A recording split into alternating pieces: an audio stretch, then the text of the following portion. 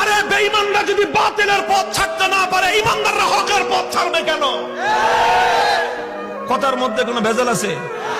হিসাব কিতাব তো ক্লিয়ার, কথা তো পরিষ্কার এখানেই, যে এখানে নমনীয় তো তোমাকে হতে হবে। আমি কেন নমনীয় হব? যেখানে তুমি বাতিলের উপর, আমি হকের উপর, তুমি বদ্দিনের উপর, আমি দিনের উপর, তুমি কোরআনের বিপক্ষে, আমি যখন কোরআনের পক্ষে, নমনীয় তোমাকেই হতে হবে, আমার নমনীয় হওয়ার কোনো স্কোপ নাই।